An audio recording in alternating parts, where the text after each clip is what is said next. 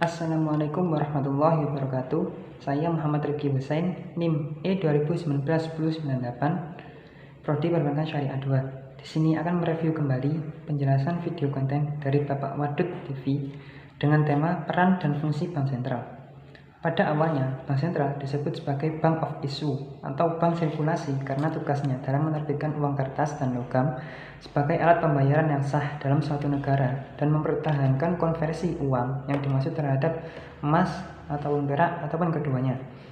Pada dasarnya, bank sentral ialah sebuah instansi atau lembaga keuangan yang memiliki tanggung jawab atas suatu kebijakan moneter dan melahirkan tingkat aktivitas ekonomi yang stabil dalam suatu negara.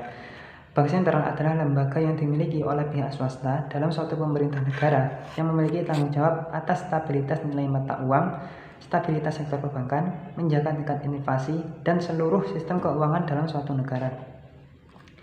Bank sentral merupakan pemegang otoritas atau kewenangan dalam pelaksanaan kebijakan moneter suatu negara. Bagi sebuah negara, seperti halnya Indonesia, bank sentral adalah simbol kedaulatan moneter dan ekonomi, sehingga keberadaannya mutlak diperlukan.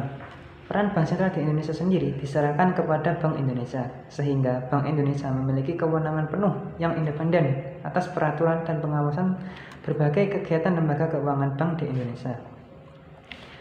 Bank sentral yang merupakan lembaga negara yang independen, bebas dari campur tangan pemerintah dan pihak-pihak lain, kecuali untuk hal-hal yang secara tegas diatur dalam undang-undang.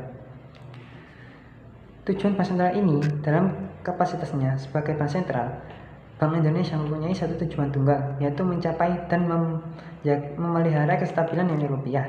Kestabilan nilai rupiah ini mengandung dua aspek, yaitu kestabilan nilai mata uang terhadap barang dan jasa, serta kestabilan terhadap mata uang negara lain. Aspek pertama tercermin pada perkembangan laju inflasi, sementara aspek kedua tercermin pada perkembangan nilai tukar rupiah terhadap mata uang negara lain. Nah, bank sentral ini juga memiliki fungsi dan perannya sebagai bank di Indonesia, Bank Indonesia. Yang pertama ialah sebagai agen fiskal pemerintah. Bank sentral berfungsi sebagai penasehat dan memberikan bantuan untuk mengelola berbagai masalah transaksi keuangan pemerintah. Misalnya memberi pinjaman kepada pemerintah dan memberikan fasilitas untuk penyimpanan aset-aset keuangan milik pemerintah. Peran yang kedua ialah sebagai bank bagi bank. Bank sentral memiliki peran khusus dalam sistem moneter, yaitu sebagai sumber peminjaman bagi bank-bank dan menjadi sumber terakhir bagi bank-bank tersebut dalam mendapatkan pinjaman ketika bank yang bersangkutan mengalami kesulitan likuiditas. Peran dan fungsi yang selanjutnya ialah sebagai penentu kebijakan moneter. Untuk menjalankan fungsinya, bank sentral umumnya memiliki sifat monopoli untuk mengeluarkan uang dan wewenang istimewa untuk mengatur dan mengendalikan jumlah uang yang beredar serta tingkat suku bunga. Fungsinya, peran yang lainnya ialah melakukan pengawasan, evaluasi, dan pembinaan perbankan. Bank sentral berperan dalam mengawasi, mengevaluasi, dan membina kegiatan perbankan sebagai lembaga perantara keuangan. Berkenaan dengan fungsinya tersebut, bank sentral diberi kewenangan untuk melakukan penilaian terhadap tingkat kesehatan bank, yang antara lain adalah penilaian terhadap rasio kecukupan modal, batas maksimum pemberian kredit, dan jaminan pemberian kredit. Peran yang selanjutnya ialah mencetak uang dan menjamin uang cukup tersedia. Jumlah uang yang beredar dalam perekonomian dikeluarkan oleh bank sentral. Pemerintah memberikan kekuasaan kepada bank sentral untuk mencetak uang bagi lancarnya kegiatan perdagangan dan produksi. Dalam hal ini, bank sentral menentukan besarnya jumlah uang yang harus disediakan pada waktu tertentu. Selain itu, bank sentral menentukan pertambahan jumlah uang agar kegiatan perdagangan dan produksi berjalan dengan lancar.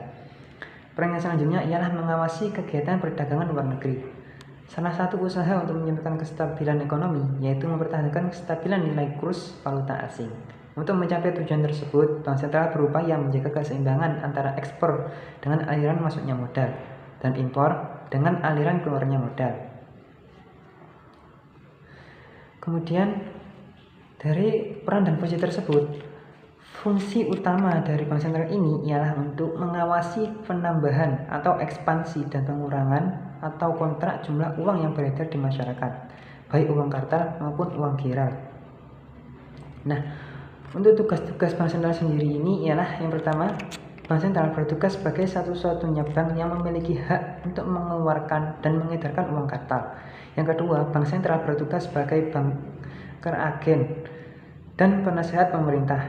Yang ketiga, bank sentral bertugas sebagai bank pemusatan dan penyimpanan likuiditas dari bank-bank umum. Yang keempat, bank sentral bertugas sebagai tempat pemusatan dan penyimpanan kekayaan emas dan devisa yang diperlukan sebagai cadangan bagi pembayaran luar negeri.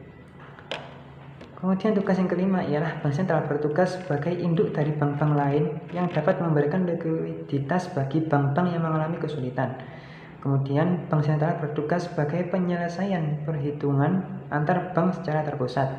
Dan yang terakhir ialah bank sentral bertugas sebagai pengendali dan pengawas perkreditan. Nah, untuk tugas bank sentral sendiri ada hubungannya dengan pemerintahan. Tugas yang pertama ialah yang berhubungan dengan pemerintahan. Bank sentral bertindak sebagai pemegang kas pemerintah. Kemudian yang kedua, bank sentral atas nama pemerintah dapat menerima pinjaman luar negeri, mengelolanya, serta menyelesaikan tagihan dan kewajiban keuangan pemerintah terhadap pihak luar negeri. Yang ketiga, pemerintah wajib meminta pendapat kepada bank sentral atau mengundangnya dalam sidang kabinet yang membahas masalah ekonomi perbankan dan keuangan yang berhubungan dengan tugas-tugasnya. Kemudian, bank sentral memberikan pendapat dan pertimbangan kepada pemerintah perihal rancangan APBN. Kemudian, dalam hal pemerintah menerbitkan surat-surat utang negara, pemerintah wajib terlebih dahulu berkonsultasi dengan bank sentral, dan pemerintah juga wajib terlebih dahulu berkonsultasi dengan DPR. Kemudian yang terakhir ialah bank sentral dapat membantu untuk penerbitan surat-surat utang negara yang akan diterbitkan oleh pemerintah. Nah, selain hubungannya dengan pemerintah, bank sentral juga memiliki hubungan dengan perbankan untuk menjalankan tugasnya. Yang pertama ialah menentukan suku bunga sebagai banker, kemudian melakukan pengembangan kredit yang sehat, kemudian melakukan pembinaan semua bank yang ada, kemudian melakukan pengaturan, pengontrolan, dan perluasan jaringan, serta lalu lintas pembayaran. Kemudian yang terakhir, melakukan support dan mendorong masyarakat untuk menjalankan usaha yang produktif. Kemudian wewenang dari bank sentral sendiri itu, untuk kewenangan yang pertama ialah kewenangan membuat kebijakan moneter. Bank sentral harus bisa menentukan dan menetapkan adanya tingkat risiko, jumlah cadangan minimal bank umum, serta harus membuat kebijakan pembiayaan atau kredit.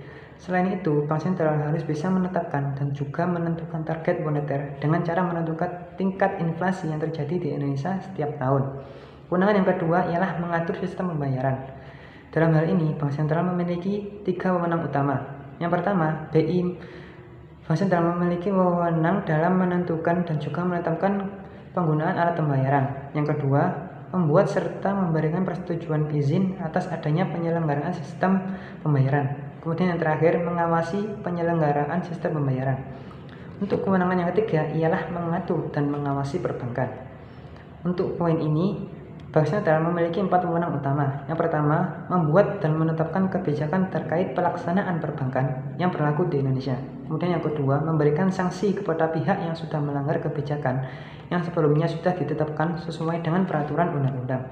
Yang ketiga, memberikan atau mencabut izin kelembagaan dan kegiatan usaha bank. Kemudian yang terakhir ialah mengawasi berbagai kegiatan bank konvensional, baik itu dalam sistem perbankan atau secara individu.